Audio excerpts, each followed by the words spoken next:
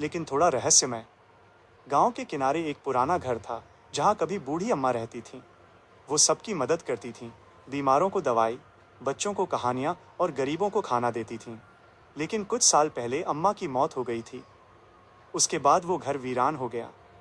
एक दिन दो बच्चे रवि और सिया खेलने खेलने उसी घर के पास पहुंच गए।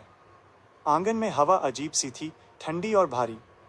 दरवाज़ा अपने आप ची की आवाज़ के साथ खुल गया।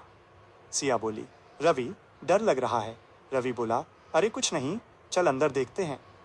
अंदर धूल और जाले थे, लेकिन बीच में एक दिया जल रहा था, जबकि वहाँ कोई नहीं था। दोनों चौंक गए। दिए के पास एक पुरानी तस्वीर रखी थी, अम्मा की मुस्कुराती हुई तस्वीर। अचानक पीछे से धीमी सी आवाज़ आई, रवि, सिया। दोनों पलटे, वहाँ कोई नहीं था। फिर वही आवाज़, बच्चों, डरना मत। तस्वीर के पास की हवा हल्की सी चमकी और अम्मा की परछाई दिखाई दी। वो मुस्कुरा रही थी। उन्होंने कहा, डरने नहीं आई हूँ, बस देखना चाहती थी कि मेरे बच्चे अब भी मुझे याद करते हैं। सिया की आंखों में आंसू आ गए।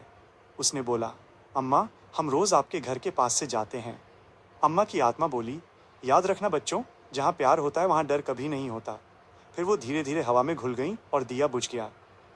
अगली सुबह गांव वालों ने देखा, अम्मा के घर के आंगन में एक नया पौधा उग आया था। उस पर छोटे छोटे सफ़ेद फूल खिले थे, जैसे अम्मा फिर लौट आई हों।